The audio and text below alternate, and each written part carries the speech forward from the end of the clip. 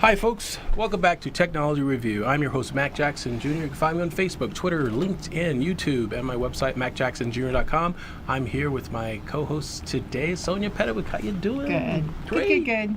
Great. We're going to continue our conversation talking about gadgets and apps. But before we do that, I wanted to tell you about a project I've been working on. And that was last Wednesday. I think I talked to you about it right after it was over. I got contacted by NBC News here in Las Vegas, Channel 3. And they were doing a story that will be aired on the 12th of February at 11 p.m. So those of you who have recorders, you can record the show. But if not, I'm going to put it up on my Facebook page as well. But the story is regarding Facebook and having assessment questions. You know, when you go into Facebook and you get those assessment questions, it'll say, what kind of celebrity are you? What kind of superhero are you? And you'll read somebody else's response. You're thinking, that's kind of cool. I'm going to see if I can do that. You'll click, it'll take you to a third party. And that third party will say, so tell me some questions about yourself. What was your favorite dog when you were a child? What street did you live on when you were 12? Are you serious? Yes. And they're asking all these personal questions that are security questions for your financial institutions. I have not come across those. I do see them, right? Like the latest one I saw recently was like, what year are you going to die? Right. Like, why would you do that? I have done them before, though they've never done that and they've never asked that. But as soon as you start asking those questions, then people are most likely putting that information in there. Especially the kids. They're asking, what kind of parents you have at home? One parent, two parent, mommy, male, two moms, one mother, two parents, all kinds of personal, identifiable information about you. But this is like we've been stressing here on my show for years, and since I've known you, that hackers are looking to put together profiles, right?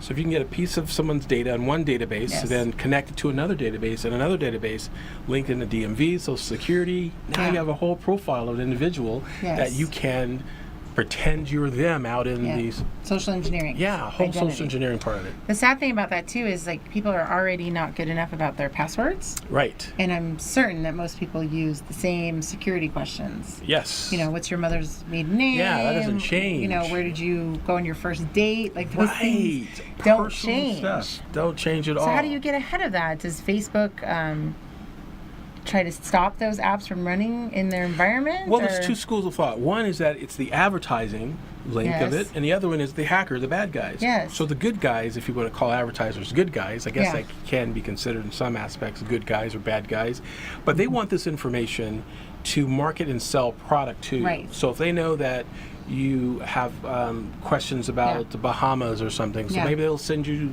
information on a trip or something, to get you to do that. So that's kind of disturbing and alarming. But there's another one even more sinister. There's talk or rumor, so as hackers, cyber hackers, we're looking into this, so I'm not saying this is true yet, but there's rumors that if you have your smartphone, and have Facebook on. Oh my gosh, my coworker Kelly is totally listening right now. Yes, that Facebook actually listens to your conversations. And brings up social ads on the side of it when you're on Facebook. I know that Kelly is listening, and she's going to say, I told you so, because we've had a conversation about, she's going to kill me for telling the story. Though in her home, her and her spouse were talking about where was the plunger. And as soon as they opened Facebook next, there was an advertisement for a plunger. And it's like that spot on. So yes, they are listening. If you're saying it's a coincidence, not normally happens. Now this is coming from Facebook. They're saying it's a coincidence and they don't do any of this stuff. But think about it, folks. How do we know? It's like Alexa. I have Alexa at home right now. You don't know. It's interesting. I have Alexa on. I'm watching a TV commercial advertising Alexa, and my Alexa turns on while you're watching a TV commercial about Alexa. So that means the devices are listening. These are just things we didn't know.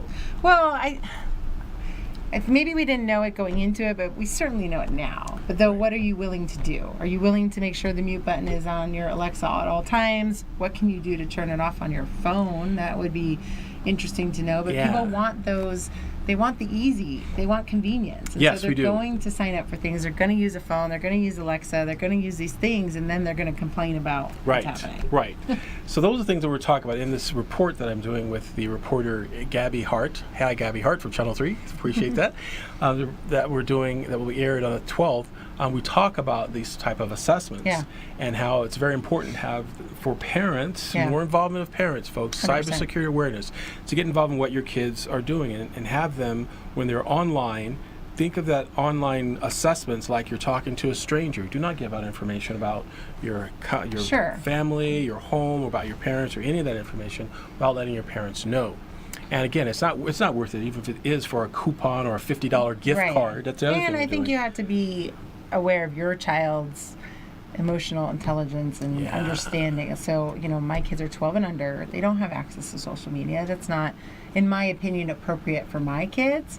But so many parents do allow their kids at 10, 11, 12 years old to have an Instagram fake profiles, saying they're older and they're not. No. Just look at their face, they're not that old, right? And so I think that's a parental decision right there to say there is so much bad that can happen with location services and information.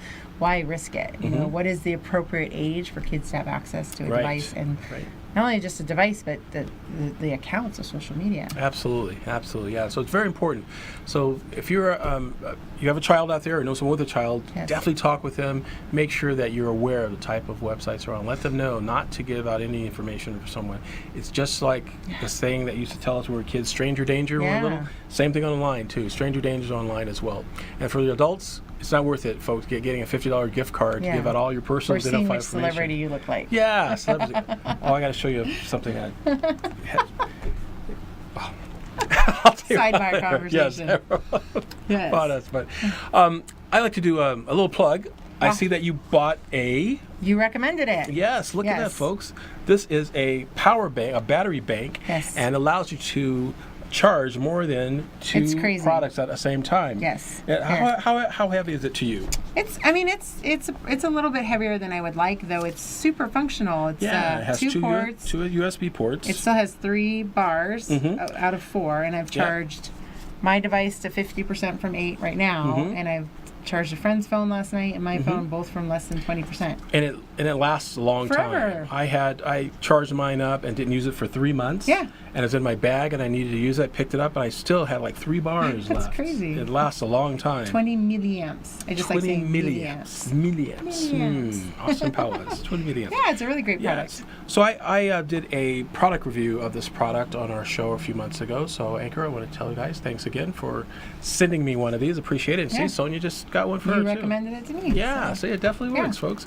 So definitely. This is where it's going to. We're needing it. Speaking of batteries, in technology now at CES, they're talking about a new type of battery technology that thinner and smaller. Yeah. We can charge our phones in seconds. Yes. What was the? Uses a technology called graphene. Yes. The graphene technology, and it takes seconds to do it. So quicker, sooner, faster. That's how we want it, right? That's how we want it, right? Quicker, sooner, faster. Yes. Next year, Samsung will come out with it. It's this technology for our phones. That's going to be really pretty cool. We should. I wish we had more time because I was just reading some report that Apple is not as satisfied with their latest release with the $1,000 phone. That's right. Yeah. Maybe the price tag finally did scare people away from it. It's because it's going too fast. Technology is going so fast. Moore's law is catching up.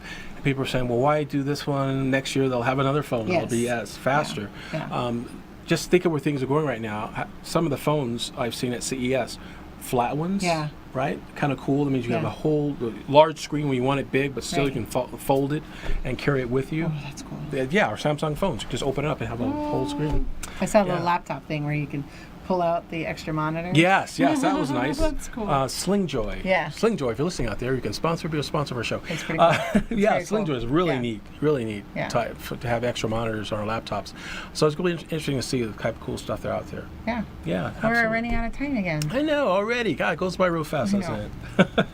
Well, Sonia will be here So in the next couple of weeks, right? Yes. We'll have you come Okay. back. Yep. Great. We'll have Sonia come back on our show, and we'll talk more about technology and things you can do for your family, your business.